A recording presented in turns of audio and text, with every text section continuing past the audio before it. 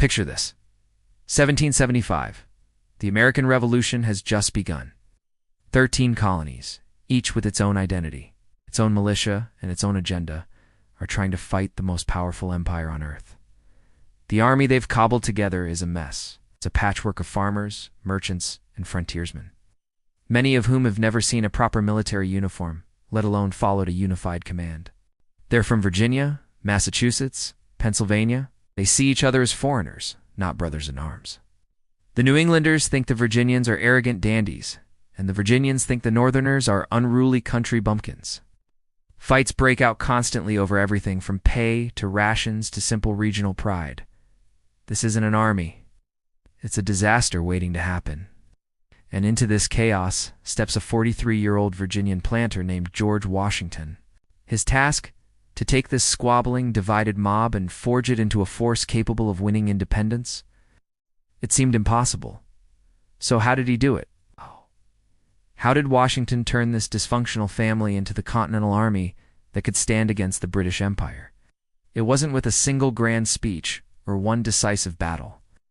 It was through a relentless combination of leadership, symbolism, and sheer force of will. One of his very first challenges was simply getting everyone to see themselves as Americans, not just citizens of their home colony. When Washington took command outside Boston, he was appalled.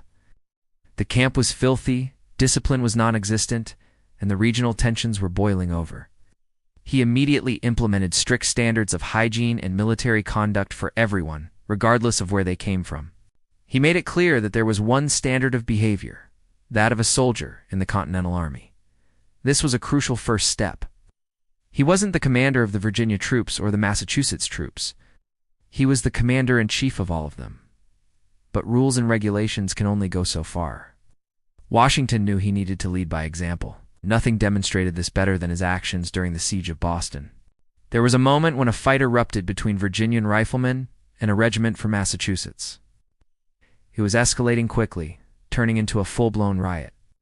Hearing the commotion, Washington rode directly into the fray. He didn't send an aide, he went himself. Leaping from his horse, he grabbed two of the brawling soldiers by their collars and literally shook them, demanding to know what was happening. The sight of their towering commander-in-chief, personally intervening with such authority, shocked the men into silence. The fighting stopped instantly. In that moment, he wasn't a Virginian. He was their commander, and he would not tolerate division. Word of this incident spread like wildfire through the camp. It sent a powerful message. We are all in this together, under one leader. Washington also understood the power of shared hardship.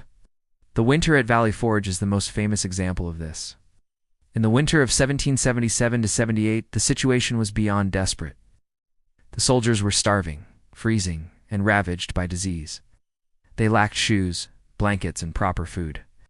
The army was on the verge of complete collapse. Many generals would have retreated to comfortable winter quarters, managing the crisis from a distance. But not Washington. He chose to stay with his men. He lived in a stone house, yes, but he was there amidst the suffering. We walked the camp daily, talking to the soldiers, listening to their grievances, and sharing in their misery. His constant presence showed them that their suffering was not invisible, that their leader was enduring the hardship with them. This built a profound and unbreakable bond of loyalty. The men who survived Valley Forge were no longer just a collection of state militias. They were a band of brothers forged in the crucible of shared sacrifice, loyal not just to the cause, but to the man who refused to abandon them. Another key element was Washington's political savvy. He was constantly writing letters to the Continental Congress, pleading, cajoling, and demanding the resources his army needed. He had to navigate the treacherous political landscape, where the states were often unwilling to cede power or provide adequate funding. He acted as the indispensable bridge between the political leadership and the military. He shielded his soldiers from much of this political infighting, allowing them to focus on becoming a professional fighting force. He absorbed the political frustrations so his men wouldn't have to. While the politicians argued, Washington kept the army intact. He also skillfully used foreign officers to help professionalize the army. Men like Baron von Steuben from Prussia. Von Steuben arrived at Valley Forge to find an army that didn't know how to march in formation or effectively use a bayonet. He didn't speak much English, but with Washington's full support, he wrote a drill manual and personally trained a model company of 100 men. These men then went out and trained the rest of the army. This created a standardized system of drill and discipline that applied to every single soldier, from New Hampshire to Georgia. Suddenly, they weren't just a collection of individuals. They were moving and fighting as a single, cohesive unit. This training gave them a newfound sense of competence and pride, helping to erase the old regional lines and replace them with the shared identity of a professional soldier. And let's not forget Washington's personal charisma and his ability to inspire.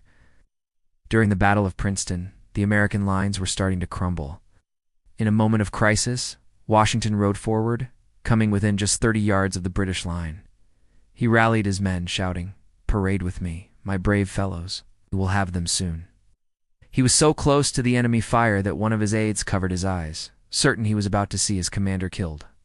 But when the smoke cleared, Washington was still there, unharmed, astride his horse, a figure of incredible calm and courage. This act of personal bravery electrified his troops. They rallied and pushed the British back, securing a crucial victory. Men would follow a leader like that anywhere. They saw his unwavering commitment, and it became their own. So when we look back, it wasn't one single thing that united the Revolutionary Army. It was George Washington's holistic approach to leadership. He established a single, non-negotiable standard of conduct. He led from the front, never asking his men to endure something he wouldn't. He shared in their deepest sufferings, building a bond of loyalty that politics could not break. Managed the political chaos, shielding his army from the worst of it. And he systematically transformed them, with the help of experts like von Steuben, into a professional fighting force with a shared sense of pride and identity. He took men who saw each other as rivals and taught them to see each other as Americans. That transformation from a divided mob into a united army is perhaps his greatest victory, and it's the reason the United States exists today. Thanks for watching. If you found this story of leadership inspiring, please hit that like button and subscribe for more deep dives into the events that shaped our world. I'll see you next time.